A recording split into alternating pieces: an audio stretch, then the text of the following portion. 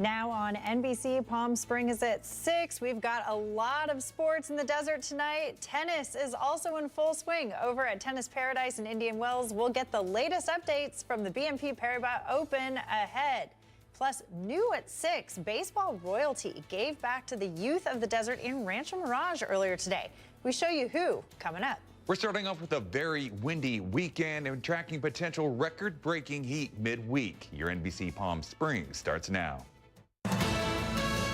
Now, connecting the valley, this is NBC Palm Springs at 6. Good evening and thank you for joining us. I'm Caitlin Kelly. The BNP Paribas Open is in full swing this weekend. Stars like Novak Djokovic and Carlos Alcaraz hitting the courts today as part of the star-studded lineup over in Tennis Paradise. NBC Palm Springs' Brett Rosen is standing by in Indian Wells with a breakdown on some of today's biggest matchups so far. Hey, Brett, how's it going? Hey, Caitlin, it's going great, especially if you're a tennis fan here at the BNP. Stars came out to play. I'm right in front of Stadium 1 where Carlos Alcaraz, #1 ranked player in the world, just beat Dimitrov in 2 straight sets. You mentioned Djokovic won his matchup there. Rybakina won that matchup in Stadium 1 as well. But going to Stadium 2, this morning it was Jack Draper, #14 ranked, trying to defend his BNP Paribas Open title in that matchup, playing Roberto Bautista, and it was a little bit of a struggle for Jack Draper. I mean, he lost in that first set pretty handedly. It looked like kind of like that first matchup in Stadium 1 with Rybakina. The wind played a little bit of a factor, having those heavy balls, especially on the service. However, Jack Draper would get a hold of this game very quickly, winning in 2 straight sets. He had 9 aces in this matchup, which really in that matchup. But this is all coming off of his injury history, coming back to the tour this year, and he spoke a little bit about that, how tough that is. Let's take a look. I think the one thing that maybe is taking a little bit of time is the consistency in what I'm doing with, especially on the match court. Haven't been able to maybe prepare exactly the way I've wanted to because of my injury, and coming back onto the tour, I've had to be deliberate and quite slow with what I'm doing. And then it's difficult because you're getting out here, you're getting thrown straight back into the deep end with top players like Bautista. But on the flip side of things, in that Stadium 2, after Draper's matchup, it was Iga Swiatek versus Kayla Day, Iga being the #2 ranked women's player in the world, and it was the complete opposite. In that first set, she was so dominant in that matchup, winning 6-0 in that set. Second set, she was a little slow, playing at one point, losing 5-1 in that second set against Kayla Day. You can really see that the home crowd was going for Kayla Day in that matchup, but Iga would come back, win that second set, and sweep Kayla Day. It's a fun time here at the BNP, and it's not over just yet. You got Medvedev tonight and also Taylor Fritz, so it's a fun time here at the Indian Wells Tennis Gardens. But we'll have a full breakdown of tonight's matchups tonight at 11. Live here at the Indian Wells Tennis Gardens, I'm Brett Rosen. I'll send it back in studio to Caitlin. All right, thanks so much, Brett. Now, before we shift over to the headlines, let's take a look at more tennis excitement from Indian Wells, thanks to our friends at the Tennis Channel. Former champions take centre stage at Indian Wells. Newly crowned Australian Open champ Elena Rybakina needed 3 sets to advance as she battled her way past Hailey Baptiste and the blustery conditions to punch her ticket into round 3. Rybakina lifted the trophy in the desert 2 years ago.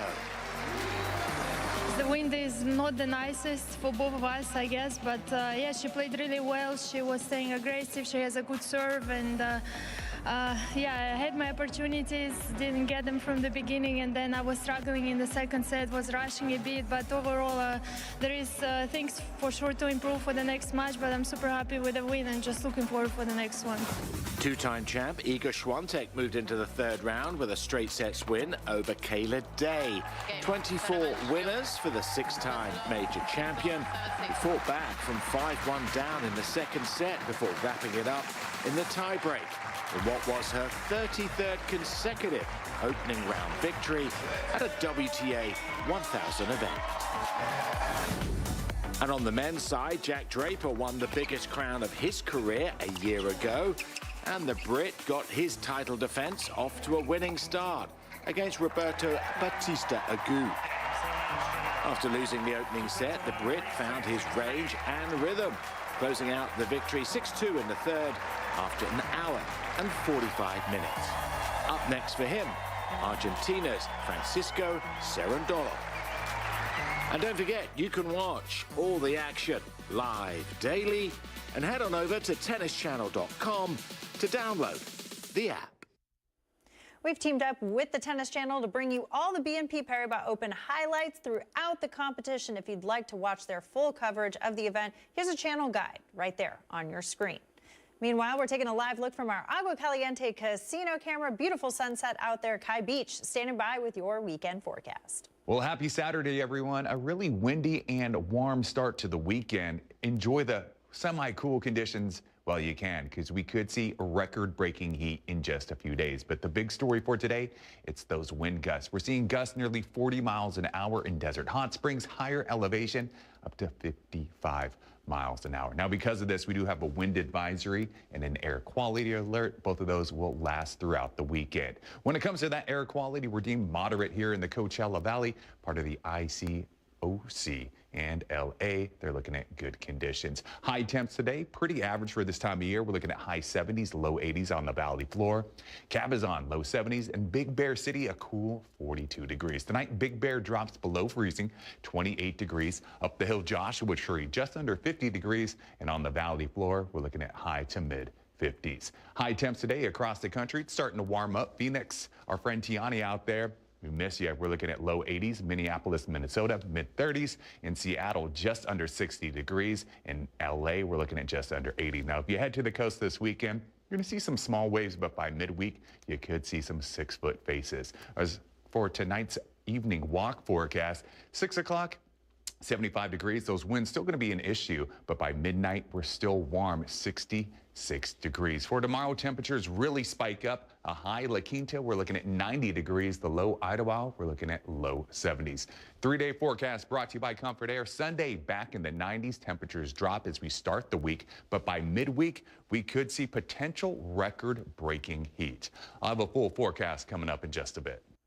Earlier today, Tony Lopez Kiwani's Club of Palm Springs held their 12th annual youth baseball clinic at Ranch Mirage High School. The free event, open to boys and girls between the ages of 8 to 16, gave young athletes the chance to participate in batting drills, base running drills, and fielding drills, led by two Los Angeles Dodgers legends, Darryl Thomas and Rudy Law. We've been doing this for 12 years. It's always a pleasure to come back here. And as far as what we do is we work with the kids on not so much baseball skills, but skills in life, in the sense that they need to, know what's important and what to work on. Everybody's not going to be a professional baseball or professional athlete, but as long as they have the skills with education, and their kids can be anything they want. 100% of the proceeds raised from the event go directly to the KCOPS Scholarship Fund for local high schools. And the Coachella Valley Wildflower Festival returned to Palm Desert Civic Center Park today, celebrating its 19th year of promoting recreation and the beautiful outdoors. The festival, which is presented by Friends of the Desert Mountains, featured skills, local artisans, shopping, and information booths. Of course, several enchanting wildflower displays, as well as an interactive kids zone. The festival continues next week with the annual Wildflower 5K Fun Run and Walk, which will be held Saturday, March 14th at La Quinta Cove. Weekend as the 10th annual LGBT Plus Days gets underway. Today, attendees experience some live entertainment from artists and vendors, and even a performance by the Palm Springs Gay Men's Chorus. Later this evening, fans will be treated to a performance by none other than American Idol superstar David Archuleta. I think this is one of the most important events we do in Cathedral City each year. I really want to thank our founders, Chris Parman, my predecessor, who started this beautiful vision with the City Council, our late Mayor, Greg Pettis. It's been a wonderful culmination here to see how much growth we've had in the trajectory over 10 years to celebrate our LGBTQ plus community. It's such a huge task and responsibility we take really seriously, and we hope everybody's having a great time this weekend. The festivities continue through tomorrow. A special LGBT Plus Days kickoff lunch at Luchador also took place today as part of the Dinner with Patsy series. This Lunch with Patsy helped raise money for the Cathedral City High School Performing Arts Program. I do dinner parties at Cathedral City restaurants that help Cathedral City nonprofits. And we do that for raising money within our own city. I mean, we help our city, we help the local charities, we help the local restaurants, and I get to be the prettiest one in hair and heels. I mean, come on, it's a fun event. Cat City Performing Arts provides students with opportunities to grow through music, theater, and creative expression. Still ahead here on NBC Palm Springs, the remains of 6 American service members killed in the first week of the Israeli-U.S. strikes on Iran are back on U.S. soil. That ahead, plus a unique national record was just broken. We bring you the story after the break. You're watching NBC Palm Springs at 6. It's about to heat up. Watch the BNP Paribas Open. All courts, all matches, live and full replays. Live now through March 15th on Tennis Channel and the Tennis Channel app.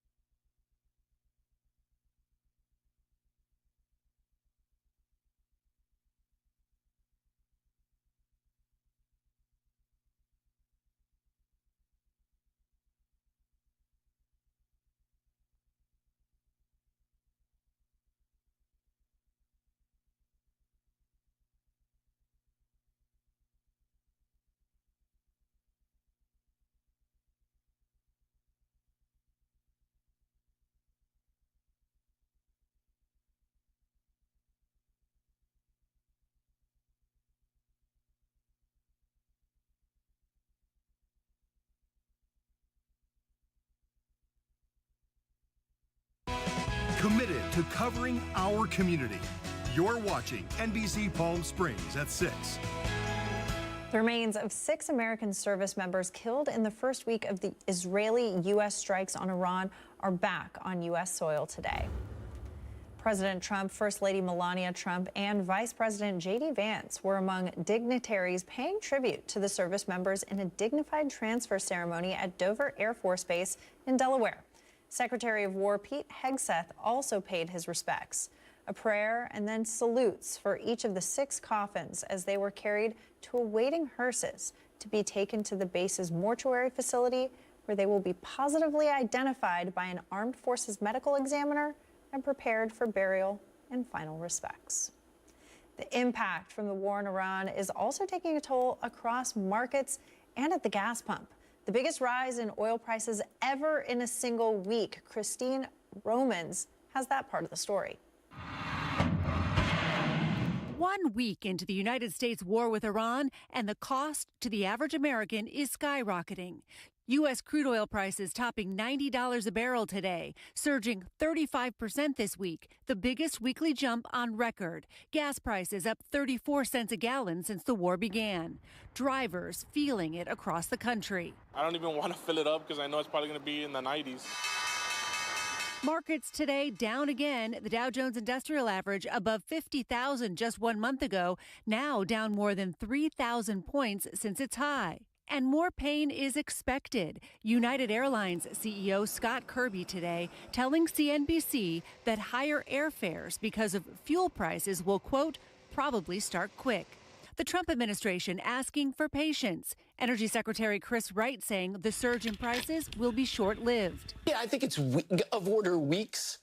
I would say in the worst case, but it's weeks, not months. For now, the critical Strait of Hormuz, where 20% of the world's oil moves through, is practically empty. This animation showing how active the strait was before the war and what it looked like today. Ships anchored outside the strait refusing to pass through. Also today, a shocking jobs report showing a loss of 92,000 jobs in February. Unemployment ticking up to 4.4%. A man in Omaha, Nebraska has the title of oldest organ donor in U.S. history at 100 years old. But now there are new medical practices where an advanced age like that may become more of a norm for donation. Max Williams reports. We'd liked your dad to donate his liver. And when she said that, I said, he's over 100 years old. 100-year-old Dale Steele was born in Ainsworth, Nebraska. His son Roger told me some of his stories from serving in World War II, liberating concentration camps, and standing guard during the Nuremberg trials. He was a gentleman in the full sense of the word. The secret to his long life? Roger tells me his family often ate lots of vegetables from his dad's garden. Dale worked in Nebraska agriculture his entire life. He came from an age when people worked very hard, and I think that's a substitute for fitness as we define it today. The Live On Nebraska organization tells me it's all about the donor's health and not so much the age. And our livers create brand new cells our whole lives. Your liver is about 3 years old. My liver is about 3 years old, and that 100-year-old donor, his liver was about 3 years old. Dr. Lee Morrow tells me that donor organizations have been pumping warm blood into donated kidneys for a long time, but only in the past few years have they started using this method on other organs like livers. If you go back in time just a few years ago, we weren't really doing organ donors above the age of 65. After hitting his head in February, Dale was placed on life support. And that specific kind of donation is even harder to do successfully, Morrow says. The Steele family has not been contacted by the recipient yet, but was told they were able to go home just 5 days after the successful transplant. Roger told me this changed his entire view on being an organ donor, and he's going to sign up. If you want to do the same, you'll find a link to Live on Nebraska in this story on our website. We're taking a live look from our Agua Caliente casino camera in Palm Springs. Kai Beach has your full forecast coming up next.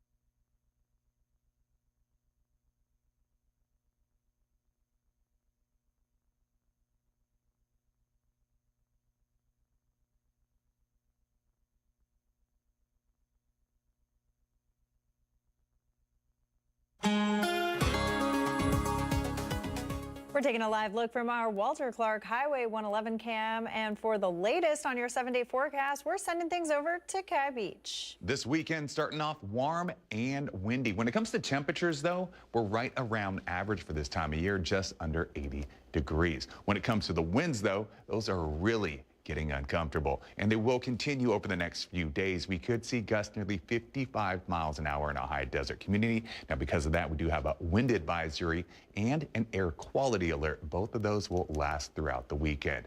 But when we look at the humidity, take a look at Monday. That's going to skyrocket. It's going to go from 5% on Sunday to nearly 35% on Monday. The reason why we got a low pressure system that could bring some rain to the coast, most likely San Diego, could start tomorrow and last all the way through Tuesday. High temps today, Big Bear City, a cool 42 degrees. Idlewild looking nice at 54. On the valley floor, we're looking at low 80s, high 70s. And up the hill, Joshua Tree, 63 degrees. Tonight, temperatures drop. 59 degrees in Palm Springs, Cabazon 57, and Big Bear City a cool 28 degrees. For tomorrow's morning walk forecast, still going to be breezy and windy out there, but temperatures will increase. 6 o'clock, 60 degrees. By 10 o'clock, low 80s, and at noon, just under 90 degrees. Tomorrow, also daylight savings time. The days get longer. All right, you're also going to lose an hour of sleep. For tomorrow, high temps, Palm Springs, we're looking at 90 degrees. You head to the coast, we're looking at low to mid 80s. Big waves on the way, though. Midweek, 6-foot faces for some spots. If you're not an experienced swimmer or surfer, best to stay on shore. All right, for Monday, temperatures around 70, 80 degrees, warm and dry, but we do see some potential for some rain, especially on the coast. The reason why, low pressure system, but in a few days, high pressure system that takes over. Could potentially see some record-breaking heat. 7-day forecast brought to you by Comfort Air. Take a look at Thursday and Friday, just under triple digits. And those overnight lows for the next few days, we're looking at low 60s, high 50s.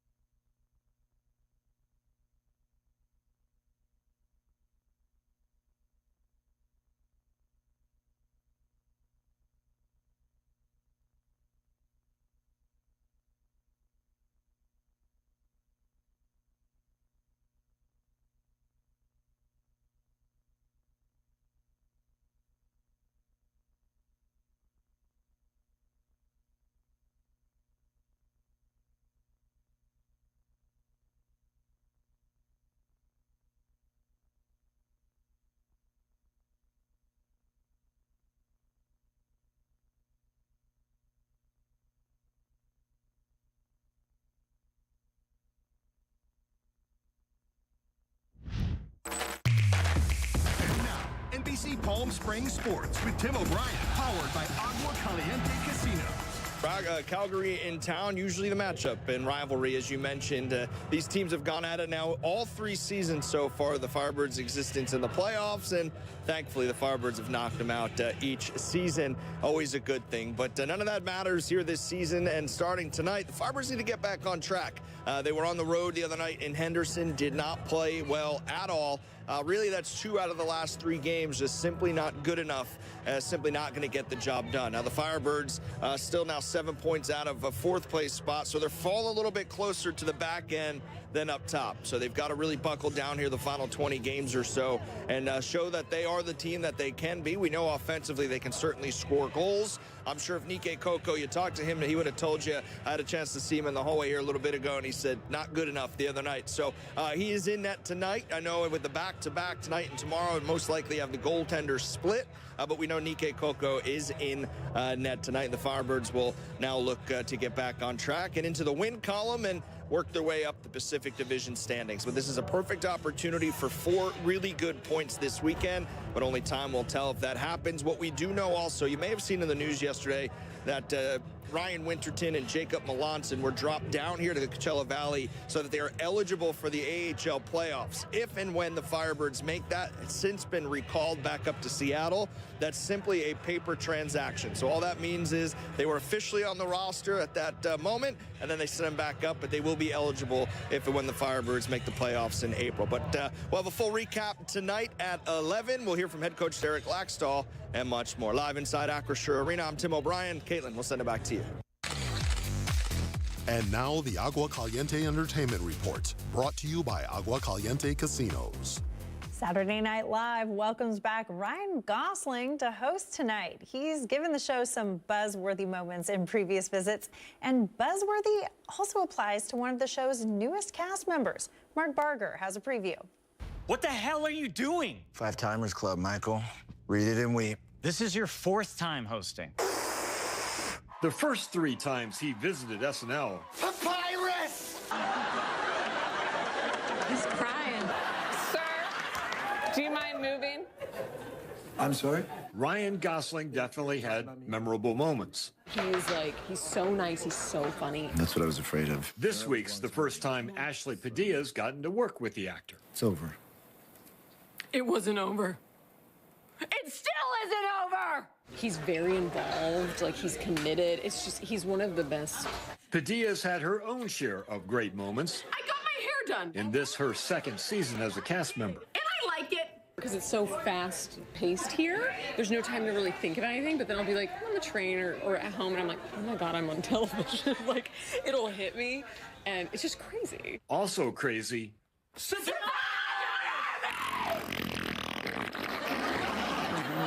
Was the audience reaction to what's come to be known as the fart sketch. I didn't know I was going to stand there that long and say, oh. We never really rehearsed that. That just kind of became what it was because the audience was giving me so much love. And I was like, all right, then I'll sit in it. Padilla hopes for similar moments. Does my hair look okay? You're perfect. This weekend. It always warms my heart. I'm always just so lucky and grateful that people liked what I did. It just feels amazing. Mark Barker, NBC Entertainment.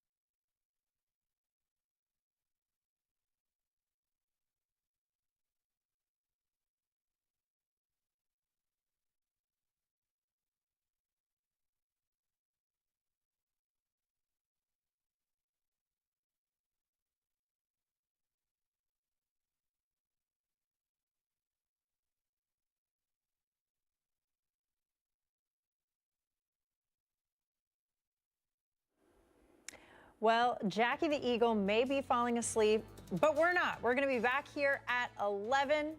Wheel of Fortune is next.